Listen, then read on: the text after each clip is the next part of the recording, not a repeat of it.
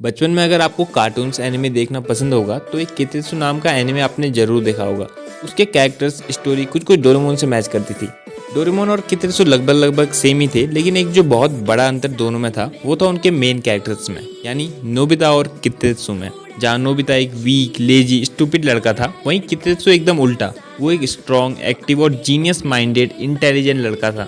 Nobita को दिखा था कि वो छोटी छोटी बातों के लिए डोरेमोन और उसके गैजेट्स के ऊपर डिपेंड है, और कितेत्सु एक सेल्फ डिपेंडेंट लड़का है जो अपने आइडियाज एंड इन्वेंशन से अपनी प्रॉब्लम सॉल्व कर लेता है। अगर हम डोरेमोन के इस एपिसोड के हिसाब से देखें तो नोबिता इंटेलिजेंट और जीनियस तब बनता है जब डोरेमोन की बैटरी खत्म हो जाती है और वो ऑफ हो जाता है, और डोरेमोन को ठीक करना नोबिता का एकमात्र लक्ष्य रह जाता है। बट व्हाट अबाउट कितेत्सु, क्योंकि उसका तो कोई पर्पस भी नहीं था, तो भी वो इतना इंटेलिजेंट था। इसका आंसर देने से पहले मैं आपको एक चीज़ क्विकली क्लियर कर देता हूँ।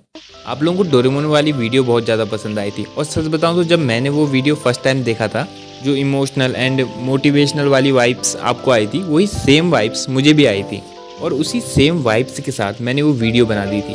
और कमेंट्स को पढ़ के मुझे ऐसा लगा जैसे वाइब्स वीडियो के साथ आप लोगों में भी ट्रांसफर होगी। बट कमेंट्स में लोग फैन मेड है करके लड़ रहे थे, तो इस चीज़ के ऊपर मेरा पॉइंट ये है कि क्या फ़र्क पड़ता है वो फैन मेड है या नहीं है, क्योंकि उस वीडियो का मकसद कुछ और था। उसमें पॉइंट था कि पर्पस मिलने के बाद लाइफ कैसे चेंज हो जाती है, कैसे एक डायरेक्शन मिल जाती है, एंड नोबिता जैसा वीक लड़का भी अपने फील्ड में मास्टर हो जाता है, और इसके बाद रियल और फेक के लिए लड़ने का तो कोई पॉइंट ही नहीं बनता। It's like I am the finger pointing to the moon, don't look at me, look at the moon. Anyway, हम कहाँ थे? Yes, Kitetsu. So which thing makes Kitetsu genius? तो वो चीज़ थी क्यूरियोसिटी, अर्थात जिज्ञासा। अब कुछ लोग इतने क्यूरियस होते हैं कि वो लोग खुद से इंटेलिजेंट हो जाते हैं। अगर आपने कितेत्सु देखा होगा तो आपको पता होगा कि कितेत्सु हमेशा आइडियाज़ ढूंढते रहता था। जब भी वो किसी प्रॉब्लम में पड़ता था तो हमेशा आइडियाज़ और सॉल्यूशन ढूंढते रहता था। कितेत्सु ने ही कुरोसुके को भी बनाया था, जो कि एक सामुराई था, भले ही किसी काम का नहीं था।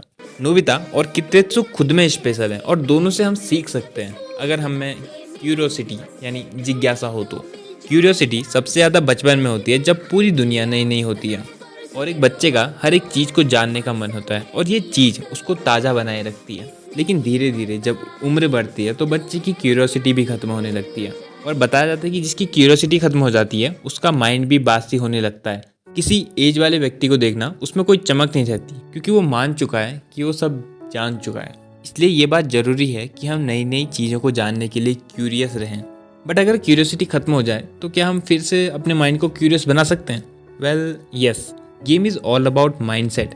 हमें अपना माइंडसेट सबसे पहले चेंज करना होगा, और जो फर्स्ट चीज़ हमें अपने माइंडसेट में ठीक करनी है वो है कि I know only one thing that I know nothing, यानी मैं सिर्फ एक चीज़ जानता हूँ, वो ये कि मैं कुछ नहीं जानता हूँ। जब हमारा माइंडसेट ऐसा रहता है कि हम कुछ नहीं जानते, तो हम चीज़ों को जानने के लिए उत्सुक रहते हैं और लगातार नई नई चीज़ों को जानते रहते हैं। इससे हमारा माइंड ग्रो करता है।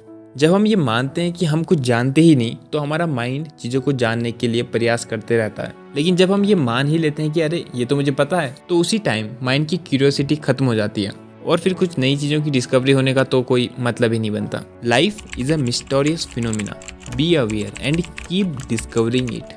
नाउ जो सेकंड चीज़ आती है जो माइंड को एक्टिव और क्यूरियस बनाए रखने में हेल्प करती है, वो है क्वेश्चन मार्क। जब हमें मालूम है कि हमें कुछ भी मालूम नहीं है, तो हम चीज़ों को जानने के लिए क्यूरियस होंगे, और हमारा माइंड उन चीज़ों को जानने के लिए क्वेश्चन रेज करेगा।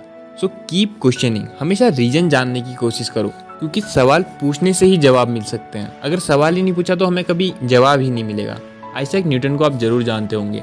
जब उनके सर पे एप्पल गिरा था, तो अगर वो उसको खा लेते तो न्यूटन के नियम कभी दुनिया में आते ही नहीं। लेकिन न्यूटन ने एप्पल खाने के बदले ये सवाल किया कि ये एप्पल नीचे ही क्यों गिरा, और इस सवाल के बाद ही उनको जवाब मिले और न्यूटन के लॉ दुनिया में आए। न्यूटन की क्यूरियोसिटी की वजह से ही ये सब हो पाया था। जब शुरू में आप अपने आप से क्वेश्चन करोगे तो आपको हंसी आएगी कि यार ये कैसे क्वेश्चन पूछ रहा हूँ मैं, लेकिन आप कंटिन्यू रखना। शुरुआत में बच्चे लड़खड़ा के चलते हैं, लेकिन इसका मतलब ये नहीं कि वो चलना ही छोड़ देते हैं। Keep going, keep questioning.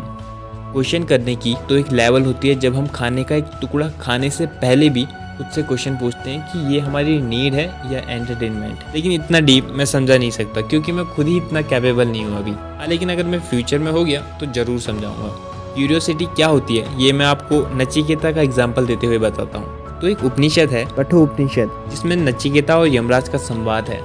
Nachiketa एक छोटा बच्चा होता है जो कि अपने कुछ सवालों का जवाब चाहता है। सवाल जैसे कि आत्मा क्या है, ब्रह्म क्या है, और वो इन सवालों का जवाब जानने के लिए इतना क्यूरियस होता है कि यमराज के पास पहुंच जाता है और यमराज से इन सवालों का जवाब पूछता है। फिर यमराज उसको दुनिया भर के ऑफर्स देते हैं, जैसे महल, राज्य, उम्र वगैरह वगैरह, ताकि वो ये सवाल ना पूछे। लेकिन नचिकेता इन सवालों का जवाब जानने के लिए इतना ज़्यादा क्यूरियस होता है कि वो इन सारी चीज़ों को त्याग देता है और अंत में यमराज उसकी जिज्ञासा को देखते हुए उसके सवालों के जवाब देते हैं, जो कि डिटेल में उस उपनिषद में आपको पढ़ने को मिलेंगे। ये नचिकेता की जिज्ञासा ही थी जिसके कारण उसने सारे सुख भोगों को त्याग दिया और अपने जवाब मांगे। Be curious, stay hungry, stay foolish.